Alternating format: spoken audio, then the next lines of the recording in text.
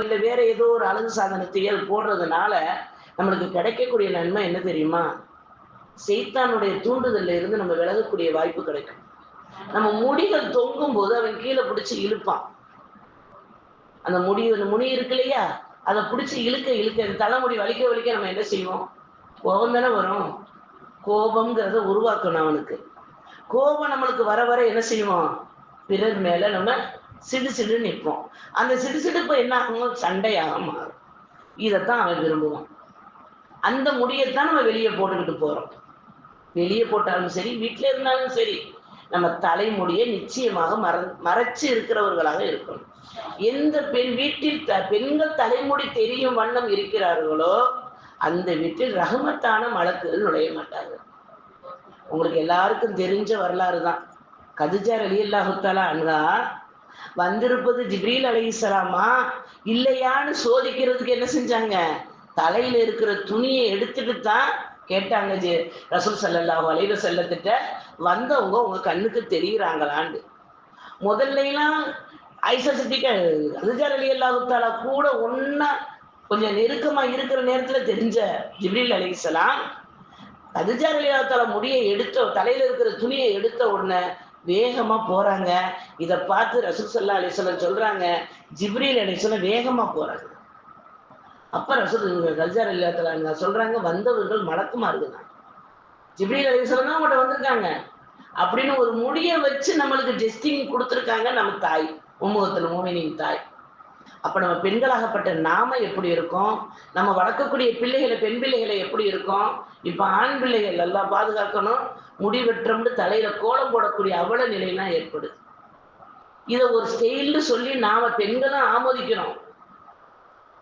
எல்லாம் பாதுகாக்கணும். அப்ப அந்த பிள்ளைகளை நம்ம என்ன சொல்லணும்? இதெல்லாம் நம்மளுடைய செயல் அல்ல, யூதர்களுடைய செயல். அந்த பிள்ளைகளுக்கு சொல்லி கொடுத்து வளர்க்குறோமா என்னங்கிறத நம்ம ஒரு கண நேரம் சிந்தித்து பார்த்து நம் தலை முடியை அந்நிய ஆண்கள் பார்க்காத வண்ணம் இன்ஷா அல்லாஹ் வாழக்கூடிய வாய்ப்பை தருவானாக. அடுத்தது ரெண்டாவது ஒட்டு முடி வைப்பது.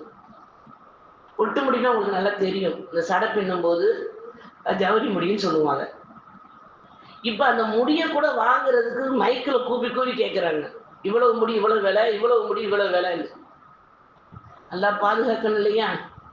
அப்ப அந்த முடியை நம்ம வைக்கிறதுனால என்ன ஆகும்? நல்லா பாதுகாக்கணும்.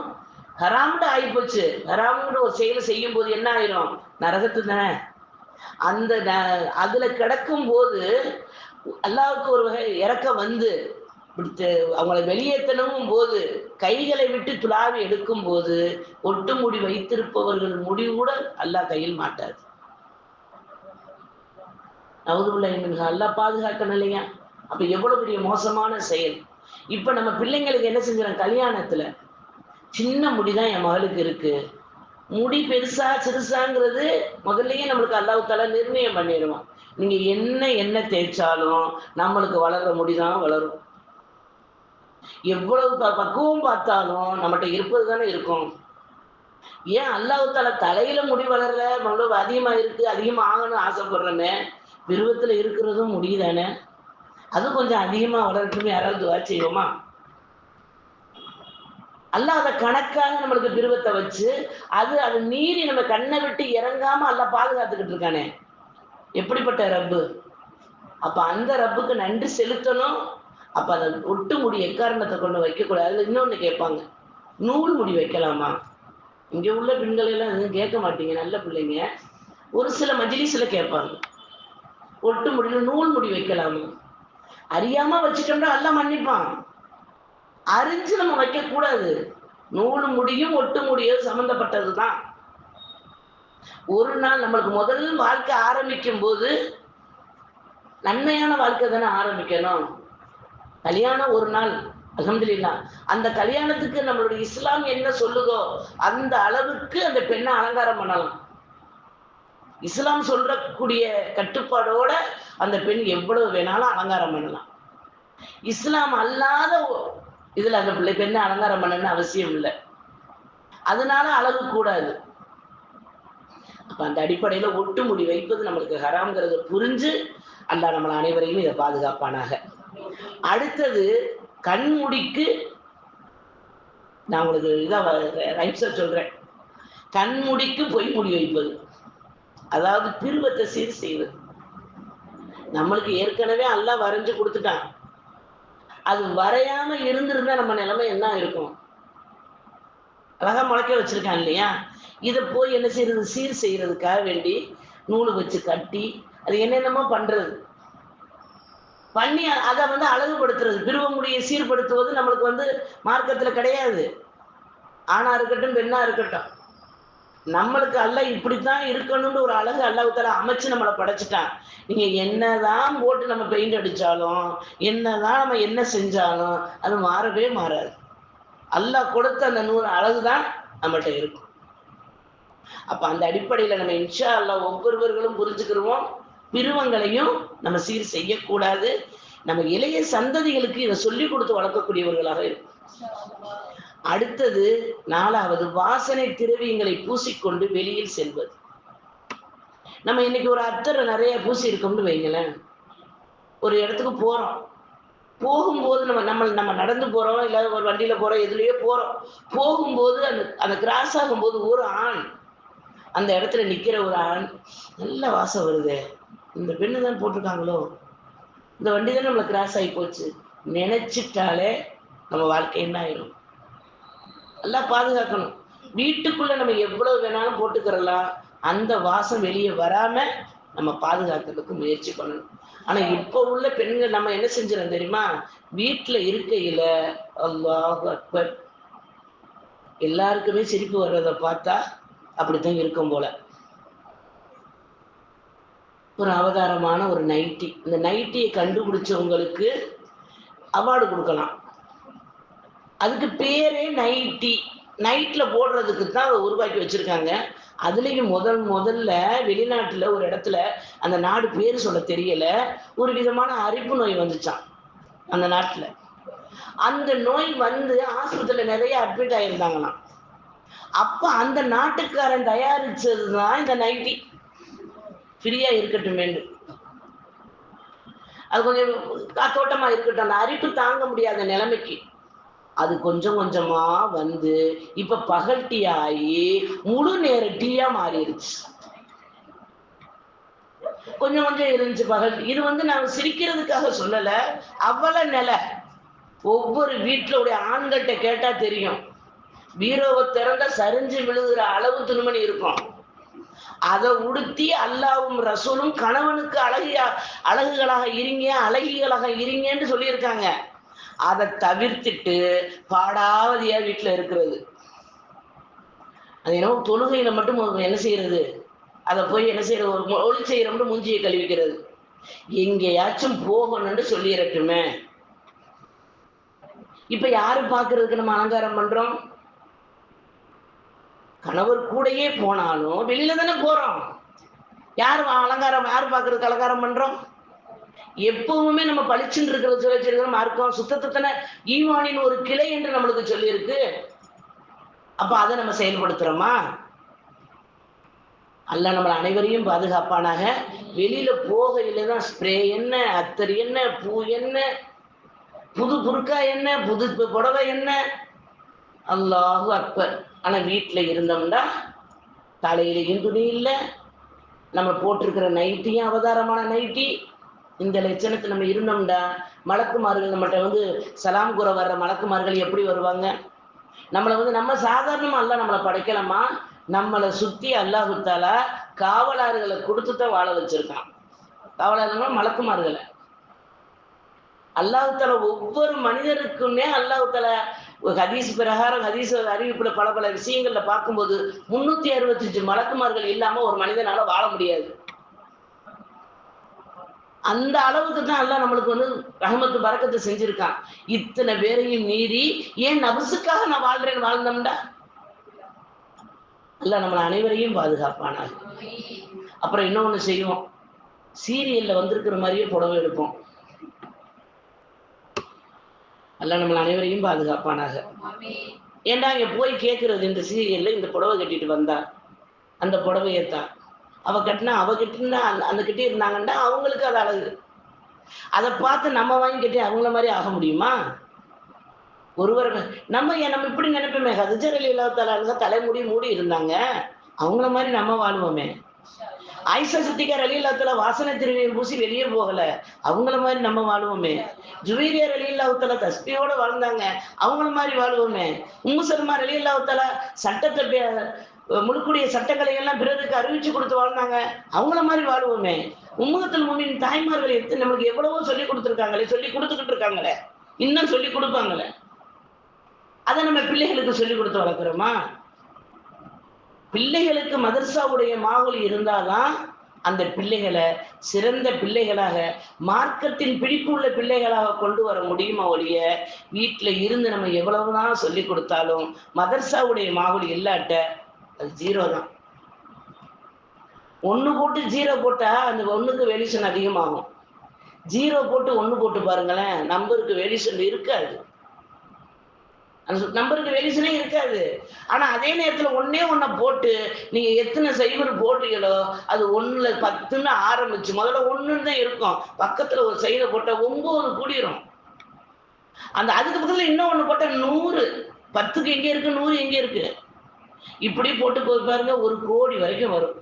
0க்கு அந்த நம்பர் இருந்தா தான் 0க்கு மதிப்பு. அப்ப அந்த மார்க்கம்ங்கிற நம்பர் நம்மகிட்ட இருந்தா தான் நம்ம செயல்பாடு எல்லாமே 0வாக மாறும். இப்ப 0 மட்டும் நம்ம போட்டு இருந்துட்டு நம்பருக்காக நம்ம உழைச்சோம்னா நம்மளுடைய வாழ்க்கை எப்படி இருக்கும்? இதை ஒரு கண நேரம் சிந்திச்சு பார்த்து வாழக்கூடியவர்களாக இருப்போம். அடுத்ததா 5வதாக, இறுக்கமான ஆடை அணிந்து அந்நிய ஆண்கள் பக்கத்துல வர்றது. பெண்களை பார்த்து ஒரு டைட்டா ஒரு ட்ரெஸ் போட்டா எப்படி இருக்கும்? நல்லா பாதுகாக்கணும்ல. இப்ப புர்கா கூட டைட்டா வர ஆரம்பிக்குது. கொஞ்சம் லூசா இருந்தா அந்த புர்கா பிள்ளைங்க கொண்டு போய் டைலர்ட்ட கொடுத்து இதுல குறைச்சு அதை எப்படி அதை சேப்பா, அதாவது உடம்பே சேப்பா தெரியறது மாதிரியே புர்கா வருது. இப்போ அதுக்கு மேல நம்ம லூசா ஏதாவது வாங்கி கொடுத்துட்டா என்ன தலகாணிக்கு உர போட்டது மாதிரி போட்டிருக்கீங்க, நம்மளை பார்த்து கேட்குதுங்க. நம்ம புர்கா போடுவது அல்ஹம்துலில்லாஹ் அல்லாவுக்காக. என்னையும் அல்லாஹ் ரசூல் ஸல்லல்லாஹு அலைஹி வஸல்லம் மார்க்கத்துல ரசூல் ஸல்லல்லாஹு அலைஹி வஸல்லம் உம்மத்தோட பிறக்க வச்சிருக்கான். பிறக்க வச்ச ரப்பல் ஆலமீனுக்கு நான் நன்றி செலுத்தணும். அந்த நன்றியை நான் எப்படி செலுத்தணும்? அவங்க சொல்லி கொடுத்த வழிமுறையில நான் நடத்தணும் அப்படின்னு நம்ம இன்ஷா அல்லாஹ் நியத்து வைத்து நம்மளுடைய வாழ்க்கையை அமைத்துக் கொள்ளக்கூடியவர்களா இருக்கணும். இறுக்கமான ஆடை அணிவது உடலுக்கும் கெடுதி, நம்ம உடம்புக்கே கெடுதிதான். நம்ம மார்க்கத்துக்கும் நம்ம என்ன செய்யறோம்? தீங்கிழைக்கிறோம் இல்லையா? அல்லாஹ் நம்ம அனைவரையும் பாதுகாப்புனாங்க. அடுத்தது, ஆண்கள் பெண்கள் போல் ஆடை அணிவது, பெண்கள் ஆண்கள் போல ஆடை அணிவது. இப்ப பல வீட்டுல சின்ன பிள்ளைங்களுக்கு கூட கவுனு கிடையாது தெரியுமா, சுடிதார் கிடையாது தெரியுமா, அதுக்கு என்ன பேண்ட் டாப்பு, அதுக்கு ஒரு பேர் ஒண்ணு வச்சிருக்கோம், பேண்ட்டும் டாப்பும். அது போட்டா போதும். அந்த பிள்ளை அந்த ஆண், அது ஆண் ஆடை தானே, பேண்ட்டுங்கிறது என்ன ஆணுக்கு உள்ளது தானே. இப்போ காலம் போய் ஜீன்ஸ் மாறிடுச்சு. ஆம்பளை பிள்ளைக்கும் ஒரே ஜீன்ஸு, பொம்பளை பிள்ளைக்கும் ஜீன்ஸ். என் மகள்லாம் ஜீன்ஸ் தான் போட்டு வளருவா, அதெல்லாம் மற்றதெல்லாம் வாங்கி கொடுத்தா போட மாட்டா. அப்ப அந்த பிள்ளை இப்பவே அந்த ட்ரெஸ்ஸுக்கு அது கவனம் செலுத்துற பிள்ளை நாளைக்கு இப்ப நம்மளுடைய சொல்லுக்கு கவனம் செலுத்துமா? ஒரு நேரம் சிந்திச்சு பார்த்து இந்த ஆடை விஷயத்திலையும் நம்ம இன்ஷா அல்லாஹ் பெண்கள் சாராக இருக்கக்கூடிய காலகட்டத்துல நம்ம வாழ்றோம். இங்க பெரும்பாலும் பெரிய சின்ன பிள்ளைங்க, வயசு பிள்ளைங்க ரொம்ப கம்மி. இப்ப எல்லாருமே ஒரு நடுத்தர வயசுல உள்ளவங்க இருக்கீங்க. அல்ஹம்துலில்லாஹ். நம்மளுக்கு இது தேவையில்லையேன்னு நினைச்சிடாம, இந்த 6 விஷயமும் எல்லாருக்கும் தேவை. நம்ம பிள்ளைகளுக்கு தேவை, நம்ம குடும்பத்தார்களுக்கு தேவை, நமக்கும் தேவை அப்படின்னு நினைச்சு இனி வரக்கூடிய சந்ததிகளையாவது இந்த 6 விஷயத்தில இருந்து நல்லா பாதுகாக்கக்கூடிய வாய்ப்பை எல்லாம் தந்துருவானாக. ஜமாலுதீன் ரூமி ரஹ்மத்துல்லாஹி அலைஹி அவங்க சொல்றாங்க, ஒரு மனிதன் கவலையால, நஷ்டத்தால, நோயால உழண்டு தெரியும் போது இந்த துனியா என்ன செய்யுமா? கிளவியாக தெரியும். அவன் அதை பார்த்து என்ன துனியா நம்ம சொல்றோம் இல்லையா, கவலைப்படுவதுக்கு தான் வந்தோமா, இந்த துனியாவில் பிறந்தே இருக்கக்கூடாது. நம்ம அல்லாவுக்கு நிறைய கரெக்ஷன்லாம் சொல்லுவோம். நான் இப்படி பிறந்திருந்தா நல்லா இருக்குமே, நான் இப்படி இருந்தா நல்லா இருந்திருக்குமே, நான் இதை செய்யாம இருந்தா நல்லா இருக்கும். இது எல்லாம் அல்லாவுக்கு கொடுக்க கரெக்ஷன் தானே. அல்லாஹ் என்ன நாடி இருக்கானோ, யாரை எப்படி படைக்கணும்னு அவன் நாடினா, யாருக்கு என்னென்ன தாய் தந்தையை கொடுக்க நாடினா, யாருக்கு மணமகன் மணமகளை அல்லாஹ் தஆலா அமைச்சு கொடுக்க நாடுனா, யாருக்கு எத்தனை பிள்ளைகள், அந்த பிள்ளைகளை எப்படி பிறக்கணும், எப்படி வளரணும், அந்த பிள்ளைகள் மூலமாக அந்த தாய் தந்தை கண்குளிர்ச்சி அடையணும், எல்லாமே அல்லாஹ் நிர்ணயம் பண்ணுனது. அந்த நிர்ணயம் பண்ணின விஷயத்துல இருந்து நம்ம என்ன செஞ்சிரோம், அல்லாஹ்ட்ட சொல்றோம், யா அல்லாஹ் எனக்கு இதெல்லாம் வராம இருந்தா நல்லா இருந்திருக்குமே, நான் தான் உனக்கு கிடைச்சனா? மற்றவங்களுக்கு எல்லாம் வந்தா சந்தோஷமா இருக்குமா? இருக்காதே. ஒரு மூமின் இன்னொரு மூமினுக்கு கண்ணாடியை போன்று ரசூல் ஸல்லல்லாஹு அலைஹி வஸல்லம் சொல்றாங்கண்டா, கண்ணாடியில நான் போய் பார்த்தாலும் என் முகம் தெரியும், நீங்க போய் பார்த்தா உங்க முகம் தெரியும். நான் பார்த்துட்டு வந்ததுனால என் முகம் அதுல பதிஞ்சிருமா? பதியாதே. அடுத்து யாரும் போய் பார்க்கிறோமோ அதுல யாரையும் யாரும் குறை சொல்லாது. அது கண்ணாடி எங்கேயாவது குறை சொல்லியிருக்கா? பார்த்துட்டு போனவங்க கருப்பா இருந்தாங்க, நல்லாவே இல்லை, நீங்க தான் அழகா இருக்கீங்க, அது சொல்லியிருக்கா என்னைக்காச்சும்? அப்ப நம்ம ஒரு மூமின் இன்னொரு மூமினுக்கு கண்ணாடியை போன்றவர்கள் ரசூல் ஸல்லல்லாஹு அலைஹி வஸல்லம் சொல்லியிருக்காங்கண்டா, கண்ணாடி தரும் பாடம்னு ஒரு பாடம் இருக்குமா கிதாபுகள்ல? கண்ணாடி சொல்லி தரும் ஒரு பாடம். அந்த பாடம் 60 பேஜ்ல இருக்கு அந்த கிதாபு புக்கு. இஸ்லாம் கூறும் கண்ணாடி பார்க்குதல். நம்ம இஸ்லாத்தை நம்ம என்ன எதை தெரிஞ்சு வச்சு நம்ம வாழ்றோம்?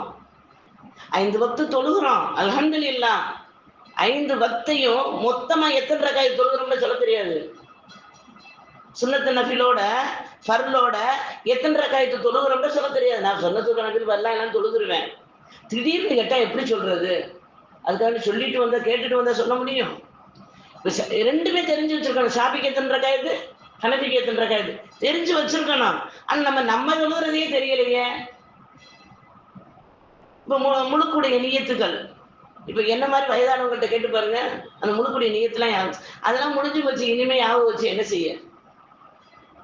நான் மவுத்தானேண்டா எனக்கு அந்த 3 முழுக்கு நியத்தையும் சொல்லிதான் என்னை குளிப்பாட்டுவாங்க. அப்ப அந்த நியத்தை எனக்கு தெரிஞ்சிருக்கணும் இல்லையா? நான் வாழுங்காலத்திலேயே வாழ்ந்திருக்கணும் இல்லையா?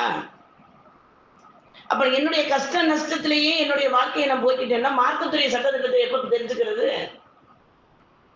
அப்ப அல்லாஹ்வுடைய நாட்ட பிரகாரம் கிளவியாக தெரியுமா? ஆனா உலகத்துல நம்ம அந்த கிளவியை பார்த்து, இந்த கிளவியை பார்த்தா நம்ம இவ்வளவு நாளா ஆசைப்பட்டோம், இந்த துனியாவை ஆசைப்பட்டு வாழ்ந்தோம், இவ்வளவு சிரமங்கள் ஆகி போச்சு, இதுல இருந்துதானே நம்ம இப்படி ஆனோம் அப்படின்னு அந்த துனியாவை பார்த்து நம்ம வெறுப்போமா? எந்த நேரத்துல? கடைசி நேரத்துல. நான் அந்த தப்பு செய்ய மாட்டேன், இந்த செய்ய மாட்டேன், கடைசியில அல்ஹம்துலில்லாஹ். இப்ப இந்த நம்ம கஷ்ட நஷ்டத்துல இருக்கும்போது அல்லாஹ்வை வணங்குனா, அல்லாஹ் நம்ம இன்பமான நேரத்துல அல்லாஹ்வை வணங்குனா, அல்லாஹ் நம்ம துன்பமான நேரத்துல என்ன செய்யலாம்? நம்மளுக்கு கை கொடுக்கக்கூடிய பாக்கியத்தை அல்லாஹ் தர்றான். துன்பத்தையே சுவைத்து கொண்டவர்களும் கிடையாது, இன்பத்தையே சுவைத்தவர்களும் கிடையாது. அல்லாஹ் தஆலா இரவையும் பகலையும் எப்படி வர வச்சிருக்கானோ அதே போல நம்மளுக்கு என்ன செஞ்சிருக்கான்? அல்லாஹ் ரெண்டையுமே தந்திருக்கான். தந்த ரப்புல் ஆலமீன் குர்ஆன்ல என்ன சொல்றான்? ஃபஇன்ன மஅல் உஸ்ரி யுஸ்ரன், இன்ன மஅல் உஸ்ரி யுஸ்ரா. கஷ்டத்துலதான் லேசு இருக்குன்னு சொன்னானோ, லேசுல இருந்து கஷ்டம் இருக்குன்னு அல்லாஹ் சொல்லவே இல்லை. அப்ப அந்த அடிப்படையில நம்ம இன்ஷா அல்லாஹ் ஒவ்வொருவர்களும் அல்லாஹ்வின் ரசூலையும் மனதில நிறுத்தி இந்த கிளவியான துனியாவை நம்ம நேசிக்காம, காலமெல்லாம் நம்ம வாழ்ற வாழ்க்கையெல்லாம் இப்லீஸ் என்ன செய்வான்? இதை ஒரு அழகு பொருளா தான் காட்டி கொடுப்பான். துனியாவை ஒரு அழகான இடம். இப்போ ஒரு உதாரணத்துக்கு ஏதாவது ஒரு இடத்துக்கு சுற்றி பார்க்க போறோம், நயச்சு போய் நின்றோம் இல்லையா? நேரம் போறதே தெரியலைங்கிறோம்.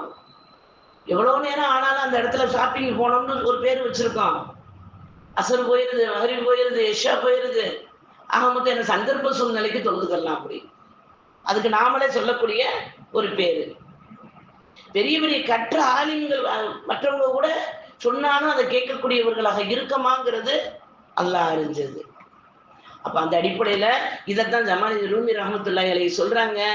கிளவியாக அழகாக இருக்கக்கூடிய அழகாக காட்டி அப்புறம் கடைசியில என்ன செய்வான்? இந்த காரியத்துல இருக்கக்கூடியவர்களை குர்ஆனின் ஆளுமையை மறக்க வச்சு அல்லாஹ் பாதுகாக்கணும். இந்த உலகத்தை நம்மளுக்கு நெருக்கமாக்கி கொடுப்பான். இப்ப குர்ஆனுடைய ஆளுமையோட நம்ம வாழ்றோமா? குர்ஆனுடைய ஆளுமை இல்லாம நம்ம வாழ்றோமா? சுன்னத்தின்படி வாழ்றோமா? சுன்னத்து அல்லாம வாழ்றோமா? அப்படிங்கிறத ஒரு கண நேரம் சிந்திச்சு பார்ப்போம். இதுக்கு ஜமாலுதீன் ரூமி ரஹ்மத்துல்லாஹி அலைஹி சொல்லி இருக்கிற இந்த ஏமாற்று உலகத்துக்கு ஒரு உதாரணமான ஒரு கதை ஒண்ணு சொல்லியிருக்காங்க. அதை சொல்லி நம்ம நிறைவு செஞ்சிருவோம் இன்ஷா அல்லாஹ். ஒரு நாட்டுக்கு ஒரு நாடு, பெரிய நாடு இருக்கு. அந்த நாட்டுடைய அரசன் அந்த ஊர்ல யாரையுமே கிணறு தோண்ட சொல்லல, எந்த கிணறும் தோண்டல. காரணம் என்னன்னா, அந்த ஊருக்கு அந்த அந்த அந்த வீட்டு அந்த கோட்டைக்குள்ள 5 நதியில இருந்து தண்ணி வருது. அதனால அந்த மனிதன் என்ன செஞ்சுட்டாரு, யாரையும் கிணறு தோண்ட விடல. இப்ப இந்த தண்ணி இல்லாம இந்த நாட்டை போக்குனாதான் நாம கைப்பற்ற முடியும்னு எதிர் நாட்டு அரசன் என்ன செஞ்சுட்டான், 5 நதிகளையும் மூடிட்டான். இப்ப அந்த 5 நதியும் மூடிட்டா அந்த தண்ணி வர்றது நின்றும் இல்லையா, நின்றுச்சு. நின்றுட்டா இந்த நாடு என்ன ஆகும், நதி வராதனால அரசன் கேட்கிறான், ஏன் தண்ணீர் இல்லை, ஊர் மக்கள்லாம் ஏன் தண்ணீர் இல்லாம இருக்காங்கன்னு கேட்கும்போது அந்த பொதுமக்கள் சொல்றாங்க, அரசே நாங்க உங்களிடம் கிணறு தோண்ட சொன்னோம், ஆனா நீங்க என்ன செஞ்சிட்டீங்க, 5 நதியில தண்ணி வரும்போது கிணறு தேவையில்லைன்னு சொல்லிட்டீங்க. அப்ப இப்ப எதிர் நாட்டு மான்னு தண்ணியை நிப்ப வர வழியை அடைச்சிட்டான். இப்போ தண்ணிக்கு என்ன செய்வது, தண்ணீர் இல்லாத நிலையில மரணிப்பதை தவிர வேற வழியே இல்லையே அப்படின்னு சொன்னதுக்கு பிறகு அரசன் கவலைப்பட ஆரம்பிக்கிறான். என்ன இந்த கதைக்கு நம்மளுக்கு என்ன சம்பந்தம், யாராவது சொல்ல முடியுமா?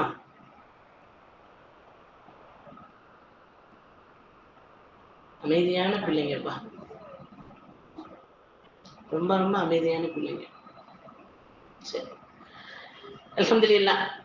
இதே மாதிரிதான் நம்மளுடைய உடலும் ஒரு கோட்டை. அந்த கோட்டைக்கு அரசர் யாரு, நம்ம ரூஹு. இப்ப இந்த கோட்டைக்கு 5 வழிகள் மூலம் அல்லாஹ் தஆலா இன்பத்தை கொடுத்துக்கிட்டு இருக்கான். 5 வழிகள் மூலமா இன்பம் தர்றான். கண் என்ற நதியின் மூலமாக உலகில் உள்ள அனைத்து வஸ்துகளையும் நம்ம பார்க்கிறோம். அந்த கண் இல்லாட்ட, கண்ணு இல்லாதவங்ககிட்ட கேட்டா தான் நம்ம கண்ணுடைய அருமை தெரியும். ஆனா கண் இல்லாதவங்க கூட அல்லாஹ் தஆலா பார்வையை தரல. அந்த பார்வை இல்லாதவர்கள் கூட அருள்மறை திருமறைய என்ன அழகா ஓதுறாங்க தெரியுமா, சுப்ஹானல்லாஹ். அதை கேட்க எவ்வளவு இனிமையாக இருக்கு தெரியுமா. ஆனா நாம இன்னைக்கு நம்ம இத்தனை பேர் பெண்கள் இங்க இருக்கோம். இன்னைக்கு பிறகு 1 முதல் ஜுஸ் ஓதுனவங்க இந்த இடத்துல எத்தனை பேர் இருப்போம், நம்மளை யோசிக்கிறோம். யார் ஓதுனா யார் ஓதலைன்னு நம்ம சொல்ல வேணாம். ஓதி இருக்கமா, நம்மளே சிந்திச்சு பார்த்து, ஏன் பிற 1 அன்னைக்கு ஒரு ஜூஸ் ஆரம்பிச்சா பிற 30 ஜூஸ் ஓத முடியாதா?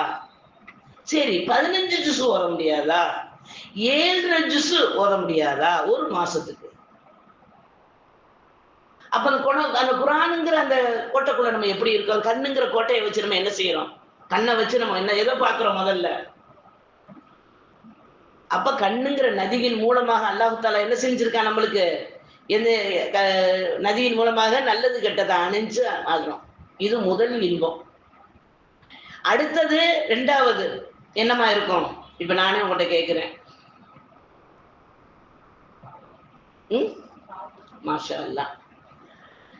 இப்ப அடுத்தது காதுங்கிற இன்பம். இந்த காதுல நம்மளுக்கு அல்ஹம்துலில்லாஹ் சொல்லுவோம், தேன் மாதிரி பாயுதுன்னு சொல்லுவோம். ஏதாவது ஒரு பாட்டை கேட்டுட்டு கண் இறந்து போயிட்டே இருப்போம். இப்ப நம்மளுக்கு வேணாம், அல்ஹம்துலில்லாஹ். இன்னைக்கு இப்ப படிச்சாங்க, வயிற்று படிச்சாங்க, அல்ஹம்துலில்லாஹ். எத்தனை பேருக்கு அந்த வயிற்று பிடிக்கலன்னு சொல்றவங்க யாராவது ஒருத்தர் இருப்போமாங்க. காது வழியில போயிருக்கு, அந்த பாசம் நம்மளுக்கு புரியல. புரிஞ்சவங்களுக்கு புரிஞ்சிருக்கும், என்ன மாதிரி ஆளுகளுக்கு புரியல. ஆனாலும் அந்த அவங்க சொன்ன அந்த மஹப்பத்து, அந்த மதீனாங்கிற வார்த்தை, கர்பலாங்கிற வார்த்தை, அதுல அதை நம்ம என்ன செய்யணும், அந்த வரலாறு தெரியறதுனால அல்ஹம்துலில்லாஹ் இந்த வயிற்றுக்குள்ள இந்த விஷயம் பூரா இருக்கு போல, அது நம்மளை ஒரு ஈர்க்க வைக்குது இல்லையா, அல்ஹம்துலில்லாஹ். அப்ப நம்ம காதுங்கிற செடியை நம்ம என்ன, அந்த நதியை என்ன செய்யணும், நல்லவையின் பக்கம் பாய்ச்ச ஆரம்பிக்கணும். தீயதை கேட்காம நல்லது, அந்த நதி நம்மளுக்கு வர தொட்டின்னா நல்ல விஷயம் நம்மளுக்கு இருக்கும். 3வது நதி, பரவாயில்ல உஷாராதான் இருக்காங்க, செகண்ட் இயர்.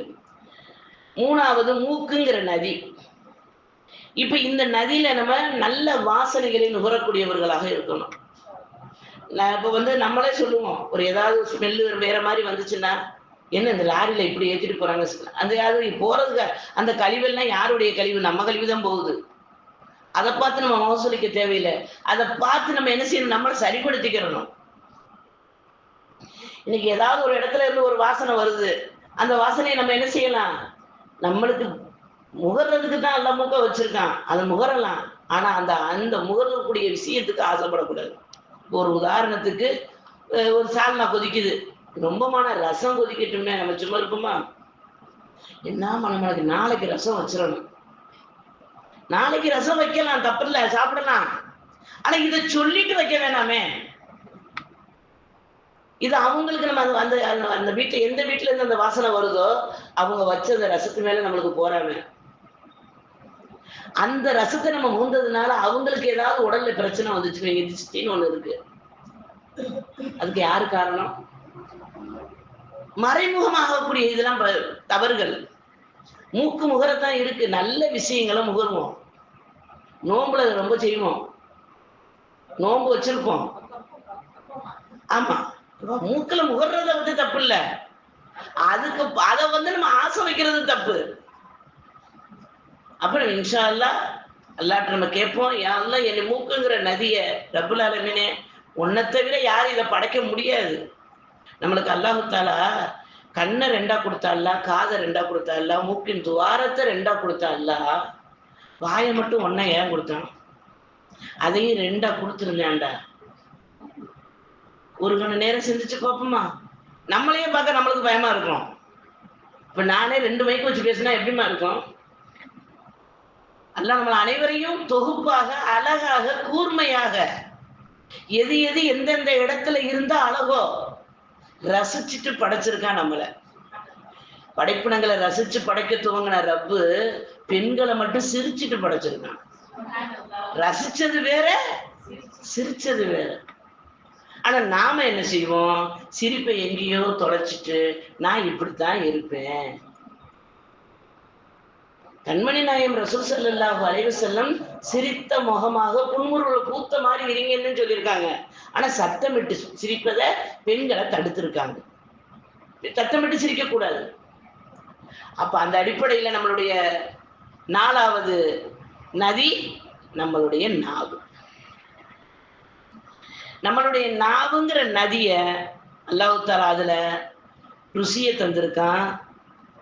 அந்த ருசியின் மூலமாக உடல் எல்லாம் சக்தியை தர்றான் அல்லாஹ். நாக்குல வைக்கக்கூடிய உணவை எல்லாம் தொண்டைக்குள்ள இறக்குறது ரப்பு.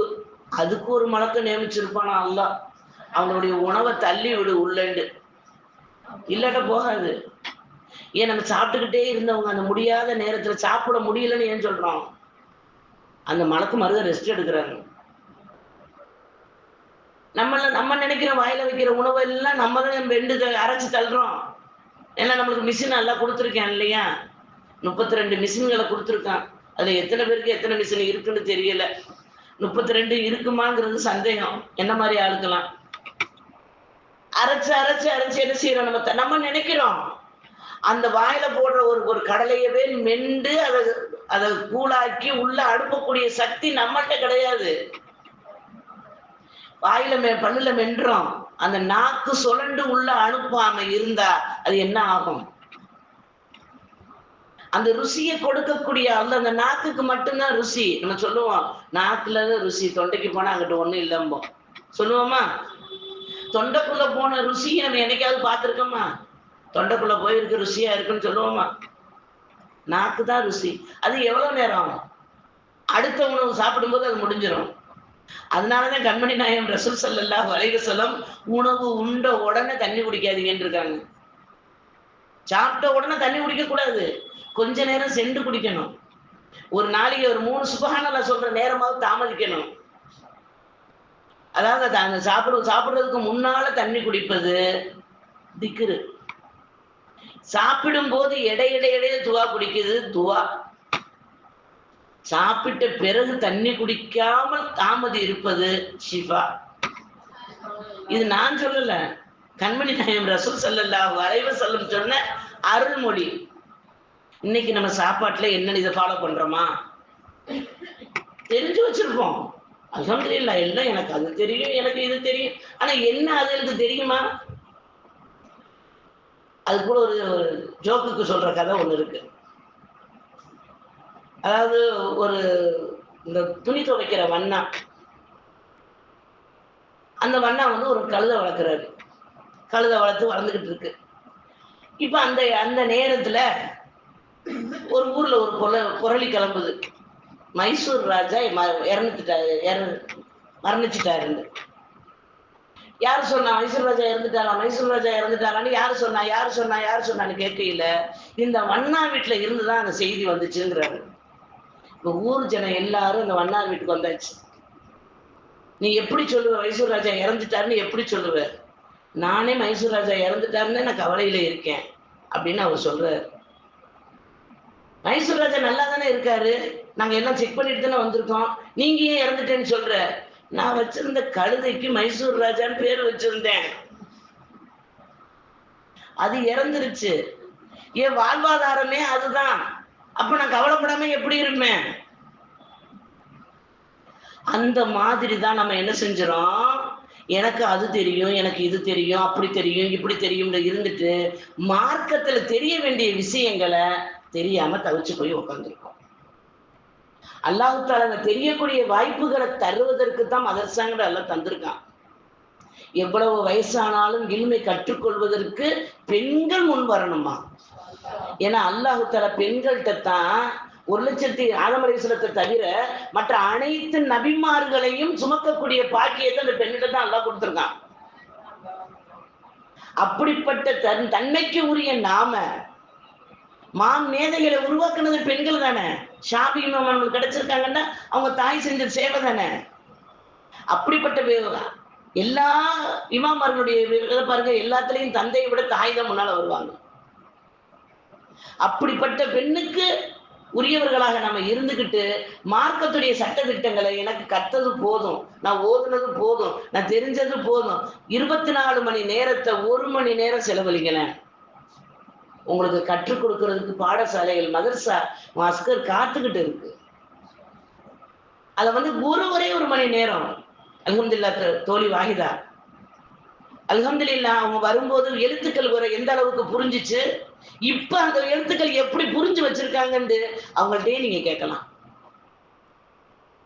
மாஷா அல்லாஹ். அப்ப இந்த குர்ஆனுடைய எழுத்துக்கள் அப்ப அவங்க மனசுக்குள்ள இப்ப என்ன நினைப்பாங்க, இவ்வளவு நாள் இந்த எழுத்துக்கள் நம்ம இப்படித்தானே ஓதணும், அல்லாஹ்ட்ட மன்னிப்பு கேட்பாங்க இல்லையா, அல்லாஹ் இந்த மாதிரி நான் ஓதுனேன் மன்னிச்சிரியா, அதான் அல்லாஹ் தஆலா அந்த கற்றுக் கொடுப்பவர்களுக்கு அந்த நன்மையாக்கி கொடுப்பேன் இல்லையா.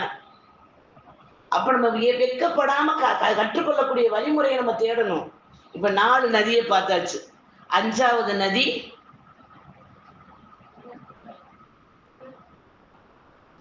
கை.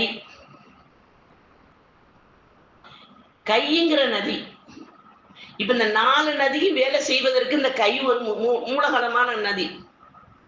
இந்த நதியை கொண்டு இது அது சொல்ல மாதிரி தொடு உணர்வு. அதுக்கு அது உணர்வுங்கிறத விட இப்ப உணவத்தை தொட்டு பார்த்தா தான் தெரியும், பயானை எழுதி பார்த்தா தான் தெரியும், நாவல பேசி பார்த்தா தான் தெரியும், எல்லாமே அதுக்குள்ள வருது இல்ல.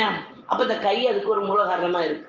அப்ப இந்த உணர்வு என்ற நதியின் மூலம் நம்ம பல நன்மைகளை நம்ம பெறோம் இல்லையா. இந்த ஐம்புலன்கள் நதியின் மூலமாக நமக்கு அறிவு, ஞானம், ஒழுக்கம், தூக்கம், ஆஃபியத்து, உழைப்பு, புத்துணர்வு கிடைக்கிறதுக்கு வல்ல ரஹ்மான் அருள் புரிந்து கொண்டே இருக்கான். அப்ப இந்த நதிகளை எல்லாத்தையும் மூடியாச்சு. நம்ம நிலைமை அல்லாஹ் நம்ம அனைவரையும் பாதுகாக்கணும் இல்லையா. நம்மளுக்கு அல்லாஹ் தந்த நிகமத்துகள், கோடான கோடி நிகமத்துகள் நம்மள்ட்ட கொட்டி கிடக்கு. அதை நம்ம பிரயோஜனப்பட்டுக்கிட்டு தான் இருக்கோம். ஆனா அல்லாஹ்வுடைய நிகமத்துன்னு அறியாம நம்ம அறிந்து கொண்டு இருக்கோம். இப்போ ஒரு டாக்டர் சொல்றாரு, இந்த மாத்திரையை போடுங்க உங்களுக்கு குணமாயிருங்கிறாரு. நம்ம அந்த சீட்டை வாங்கி வச்சுக்கிட்டு கேட்போம், எத்தனை நாள் சென்று வர? அவர் சொல்ல மாட்டாரு, எழுதி கொடுத்துருவாரு. நம்ம என்ன சொல்ல கேட்போம், எத்தனை நாள் சென்று வர?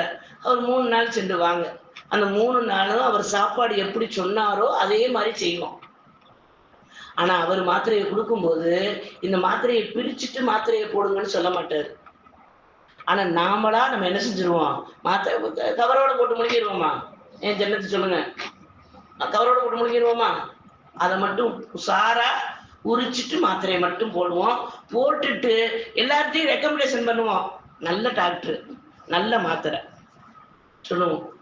ஆனா நம்மகிட்ட இருக்கக்கூடிய குரான், நம்மகிட்ட இருக்கக்கூடிய ஹதீஸ், நம்மகிட்ட இருக்கிற மார்க்கம், நம்மகிட்ட இருக்கிற சுன்னத்து, நம்மகிட்ட இருக்கிற நஃபிலு, பெரியோர்களுடைய வாழ்க்கை, நபிமார்களுடைய வாழ்க்கை எல்லாம் நம்மள்கிட்ட திரை போட்டு மூடி நம்மள்கிட்ட இருக்கு. அதையெல்லாம் நீங்க பாருங்க, தெரியுங்க, எல்லாம் தெரியுது. அதை மட்டும் சொல்லுவோம், யாரும் சொல்லி கொடுத்தா தானே தெரியும். உலகத்தில் உள்ள மாத்திரை மட்டும் பிரிச்சு போடுங்கன்னு யாரும் சொல்றது இல்ல. அதை பிரிச்சு போடக்கூடிய நாம இதை பிரிச்சு பாக்குறோமா அப்படிங்கிற கேள்விக்குறியோட அல்லாஹு தாலா சொன்னபடியும் கேட்டபடியும் வாழக்கூடிய வாழ்க்கையை நம் அனைவருக்கும் அல்லாஹ் தந்தருள்வானாக. வாஹிர் தஹ்வானா அனில் ஹம்துலில்லாஹி ரப்பில் ஆலமீன். அல்லாஹும்ம ஸல்லி அலா சய்யிதினா முஹம்மதின் வ அலா ஆலி சய்யிதினா முஹம்மதின் வ பாரிக் வ ஸல்லிம் அலைஹி. சுப்ஹானல்லாஹி வ பிஹம்திஹி சுப்ஹானக்கல்லாஹும்ம வ பிஹம்திக நஷ்ஹது அல்லா இலாஹ இல்லா அன்த வ நஸ்தக்பிருக வ நதூபு இலைக். சுப்ஹான ரப்பிக ரப்பில் இஸ்ஸத்தி அம்மா யசிஃபூன் வ ஸலாமுன் அலல் முர்ஸலீன் வல்ஹம்துலில்லாஹி ரப்பில் ஆலமீன். பிரஹ்மத்திக யா அர்ஹமர் ராஹிமீன் வல்ஹம்துலில்லாஹி ரப்பில் ஆலமீன். சல்லல்லாஹு அலா முஹம்மது ஸல்லல்லாஹு அலைஹி வஸல்லம். ஸல்லல்லாஹு அலா முஹம்மது ஸல்லல்லாஹு அலைஹி வஸல்லம். ஸல்லல்லாஹு அலா முஹம்மது யா ரப்பி ஸல்லி வஸல்லிம்.